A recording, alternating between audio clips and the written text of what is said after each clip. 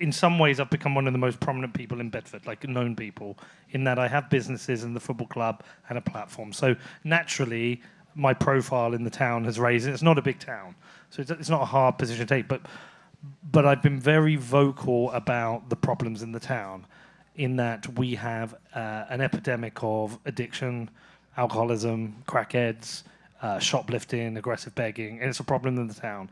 And because of that problem,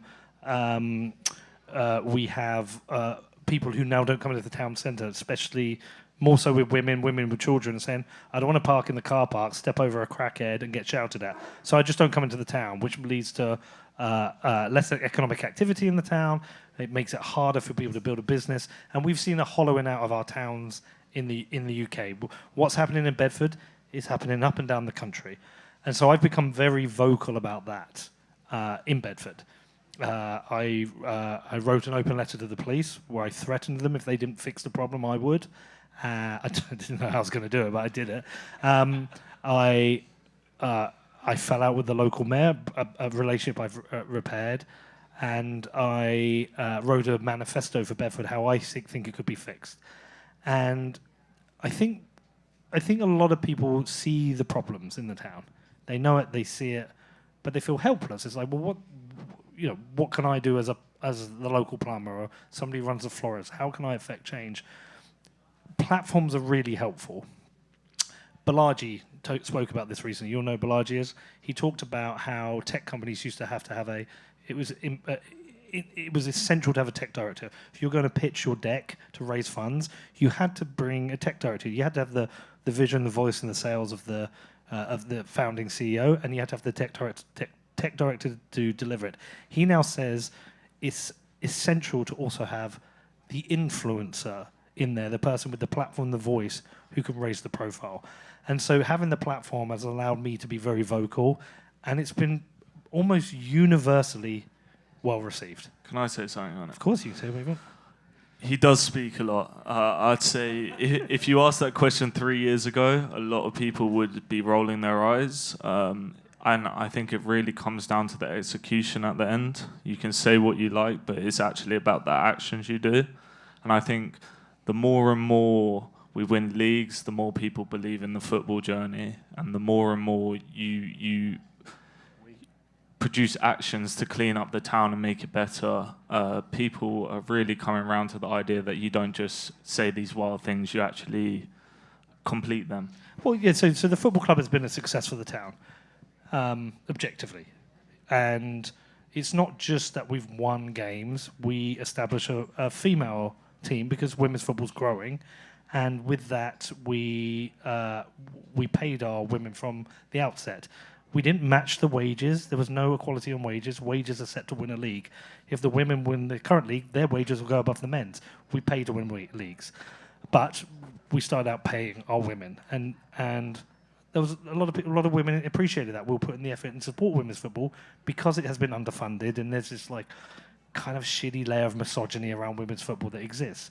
So we did that. We invested in the local boys and girls sides and donated them kits. We set up a little fund, a small fund that we put like £75,000 in, and there's kids locally if they want to set up a business, or if they're excelling in sport and they need money to do something, we'll do it. So there's a motor racing driver. We fund his costs because he's got his mum's a single parent, and she works in a supermarket. She doesn't earn enough to fund the phenomenal cost of motor racing. This kid is a potential F1 driver. He wins everything he does. He could have missed that opportunity. There's a pole vaulter, needed a pole, we paid for the pole. So we've done that as well. We've created jobs by opening businesses. And it's a team of people. It's a genuine team. Conor helps. All my family helps, in fairness. My brother helps. My sister works in it. Our friends. And so we've done a bunch of things that establish credibility. And and also, actually, we do the conference. And when the conference happens, every hotel room is sold, the restaurants are full. And so it brings money to the town. So you get that bit of credibility. And so when you go out and say these outrageous things, like threatening the police, people actually back you. Like I say, it's universal support, because all I'm saying is repeating the things they're feeling, which is the town centre is a shithole. There's areas where there's just 30, 40 drunks, pissed out of their face, fighting at the top of the high street we live on.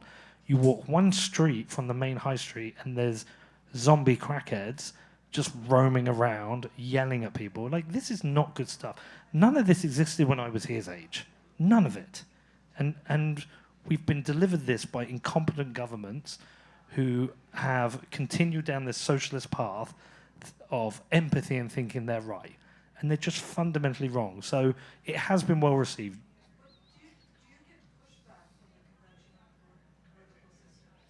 I did, and now I don't. So that was a really interesting thing. So when I first had my fight with the mayor, I just burned him in public. And it was a bit naive to do that, but I did it. And then I regretted it, and I wrote to him, and we amended things. So politics is dirty. They've got to do the things they do. I accept it. But at a local level, well, I guess it can happen at any level. I mean, Elon Musk is politically influential, and he's not a politician. I think the politicians... The absolute worst when your dads are fighting. Yeah.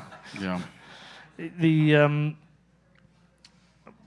politicians want votes, and I guess there's come a time in this, what we're doing locally, and I always say we, because there's a group of people, where they can't win by fighting us because we are winning.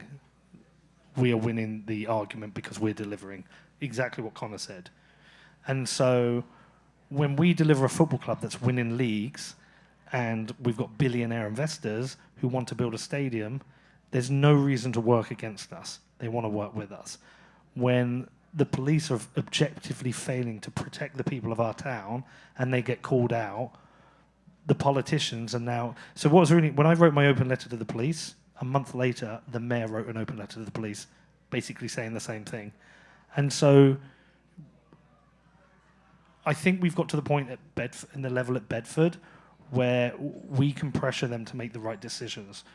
What we now have to do is be very responsible with how we do that and do it for the benefit of the town and not misuse the position we found ourselves in. Does that make sense? Because I can see how people do that. I can see how behind closed doors there's a discussion between Elon Musk and Trump to do with something that benefits his companies. It's just only natural that that happens. I can see a potential scenario where there's things I want for the town that I could have a closed conversation and try and influence. And we've got to be very careful not to do that and not to become